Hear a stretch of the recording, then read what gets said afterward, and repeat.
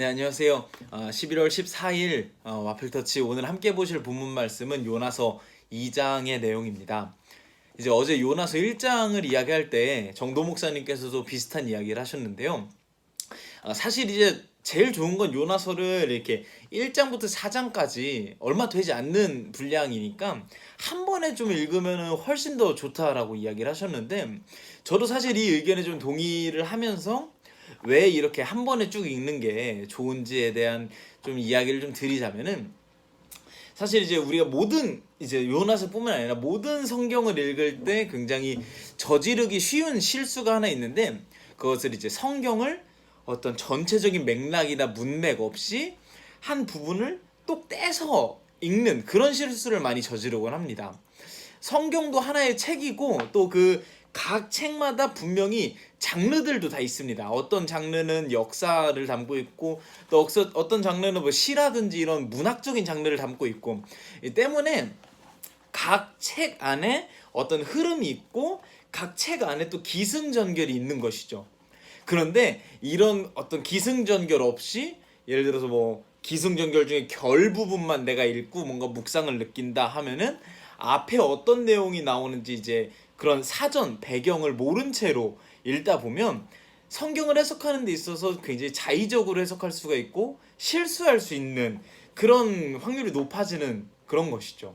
뭐 예를 들면은 누가복음 15장부터 16장까지 굉장히 많은 예수님의 비유가 그 안에 등장을 합니다. 뭐 잃은 드라크마를 찾은 여인, 뭐 탕자가 돌아온 그 아버지와의 그런 사건, 아니면 뭐 부자와 거지 이야기, 뭐 바람직하지 않은 청지기 이야기 등등등 많은 비유가 그 15장부터 16장 안에 등장을 하는데요.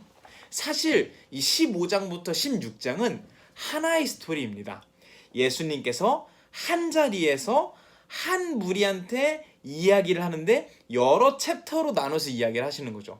다시 말하면 이 비유가 각각의 스토리가 아니라 하나의 주제로 쭉 이어져 오고 있는 맥락이라는 것입니다. A, B, C, D가 아니라 A, A 다시, A 다시 다시 이런 식의 이야기가 흘러가는 건데, 이 모든 비유들을 어떤 맥락에서 보는 것이 아니라 하나의 비유, 하나의 비유 이렇게 보다 보면 통으로 이야기하실 때 하는 그런 예수님의 어떤 의중을 파악하는 게 좀 어려워지게 되고, 다른 성경도 다 마찬가지인 것입니다. 사실 이렇게 성경을 맥락에서 보지 않고 또 떼서 읽는 그런 방법이 굉장히 좀 어떤 이단이 될 수도 있고 성경을 잘못 해석하는 그런 나쁜 길로 빠질 수도 있는, 극단적으로 이야기하면은 이렇게 될 수도 있다는 것입니다. 그렇기 때문에 우리는 뭐 이런 오늘 읽을 이 요나서 역시 혹시나 가능하시면 1, 2, 3, 4장을 한꺼번에 읽으시는 걸 좀 추천을 드립니다. 그래서 만약에 가능하시면, 정말 가능하신 분들만 첫날 1장에 대한 이야기를 듣고 1, 2, 3, 4장을 한번 읽으시고, 제가 이제 오늘 할 이 2장의 이야기를 듣고 1, 2, 3, 4장을 한번 또 읽으시고, 이런 식으로 하시면 좀 더 좋을 것 같고요. 이제 요나서는 짧으니까 이런 게 가능하다고 쳐도 다른 뭐 당장 저희가 다음번에 읽을 에스겔서 같은 경우는 너무 길잖아요. 그럴 때는 이제 매번 다 읽을 순 없지만 그래도 하루라도 큐티를 뭐 빼먹었으면 그 전날에 어떤 내용이 흘러오고 있는지 이제 읽고 그 맥락을 좀 파악하면서 읽을 때 저희가 좀 성경을 좀 더 잘 해석할 수 있을 것 같습니다. 저희가 하는 것이 또 큐티라는 장르이기 때문에 이 큐티라는 어떤 읽기 특성상 말씀 중에서 한 부분을 똑 떼서 오늘의 본문 이렇게 읽기 때문에 자칫 잘못하면 이 문맥을 파악하지 못하고 내 마음에 쏙 드는 구절만 빼서 적용하는 경우가 있습니다. 묵상이라는 것이 내 삶을 하나님의 말씀으로 비추는 것인데, 하나님의 말씀을 내 삶을 기준으로 채택하다 보면 잘못된 묵상을 할 수 있는 확률이 높아지는 것이죠.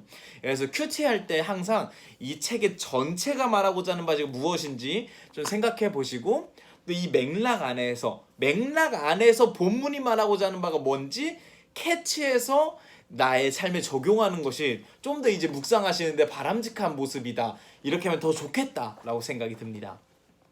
이런 맥락에서 생각해 봤을 때 오늘 살펴볼 요나서 2장 역시 어떻게 저희가 좀 묵상을 하면 좋을까 생각을 한번 해봤을 때, 요나서 2장도 굉장히 좀 잘못된 대표적인 예로 많이 불리는 본문인데요. 요나서 1, 2, 3, 4장의 어떤 맥락과 흐름과 요나가 어떤 인물인지를 살펴보기 전에 요나서 2장이 굉장히 좀 임팩트 있는 말씀이다 보니까 이것만 뚝 떼서 설교할 때 적용하거나 묵상에 적용하는 경우가 많습니다. 요나서 2장의 내용 간단하게 설명드리면 어제 이제 물에 빠진 요나가 물고기에게 잡히죠. 이 물고기 뱃속에서 하나님께 기도합니다. 하나님 뭐 죄송합니다. 잘못했습니다. 흔히 이제 요나의 회개라고 많이들 이야기하죠.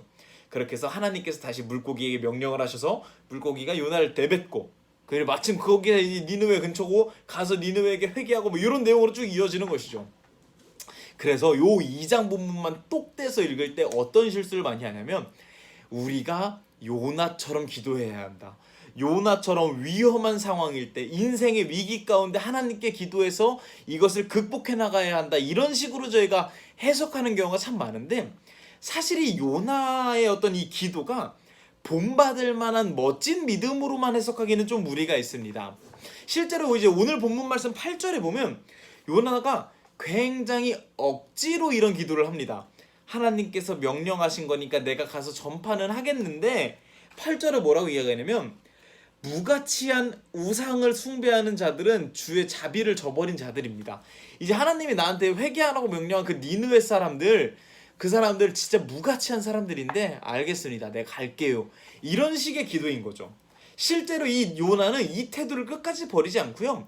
이 4장 요나서 4장에 보면 어떤 태도로 보이냐면 하나님한테 하나님이 저들 회복시키셨군요 하면서 비아냥거리면서 뭐라고 이야기하냐면 하나님이 이렇게 은혜롭고 자비로운 분인 줄 예 이제 알겠습니다. 이제 됐으니까 나 좀 이제 그냥 죽여주세요. 이런 식으로 하나님한테 비아냥대는 그런 모습을 보이는 예언자가 요나입니다. 이제 2장을 보면서 요나처럼 위기 가운데 기도하자 이런 믿음을 갖자라고 우리가 해석하는 건 전체 맥락을 좀 고려하지 않은 해석이고요. 전체 맥락을 고려했을 때 우리는 2장을 보면서 어떤 묵상을 하면 좀 좋겠나 생각을 해보면 내 기도 가운데 요나처럼 하는 그런 태도는 없는가 한번 저희가 살펴보면 좋을 것 같습니다. 비록 우리는 기도를 통해서 하나님께 나의 원하는 바를 말할 수 있습니다. 하지만 반대로 이 기도 가운데 하나님께서 원하시는 바를 들을 줄도 알아야 한다라고 생각이 듭니다. 근데 요나 같은 경우에는 자기가 원하는 바만 계속 있었던 것이죠. 하나님의 뜻과 하나님의 은혜, 하나님의 의중은 없고 실제로 하나님의 은혜로 구원받은 니느웨 사람들이 있는데 전혀 기뻐하지 않고 여전히 자신의 뜻을 하나님께 이야기합니다. 하나님 결국 저들 구원하셨네요. 예, 잘하셨습니다. 이제 저 좀 죽여주세요. 이런 태도가 요나에게 있었다는 것이죠. 요나의 모습은 어느 정도 좀 극단적인 모습이라고 할 수 있겠지만 우리의 기도 생활 가운데 우리의 기도 가운데 정말 하나님의 마음을 듣는 태도가 우리에게 있는지 좀 살펴볼 수 있었으면 좋겠습니다. 오늘 이 이야기를 좀 정리를 하자면 우리는 말씀을 읽을 때 좀 전체를 보는 시각으로 볼 필요가 있습니다. 그래서 이 큐티를 할 때도 뭐 성경을 읽을 때도 또 설교 말씀 가운데 이 본문 말씀도 있는 그대로 이게 다 듣기보다는 이 본문 말씀이 정말 이 맥락 가운데서 전체 가운데서 문맥 가운데서 어떤 이야기를 하는가 저희가 좀 들어볼 필요가 있고요. 요나서는 전체 문맥에서 2장 말씀을 봤을 때 저희가 묵상할 것은 요나처럼 기도하자 위기 가운데 요나와 같은 믿음을 갖자라는 마음보다는 우리 안에 하나님의 마음보다 내 마음을 더 소중히 여기는 그런 기도 생활, 그런 신앙 생활을 하지는 않는가 한번 돌아볼 수 있는 그런 묵상을 할 수 있는 저와 여러분이 되면 좋겠다라는 생각이 듭니다. 감사합니다.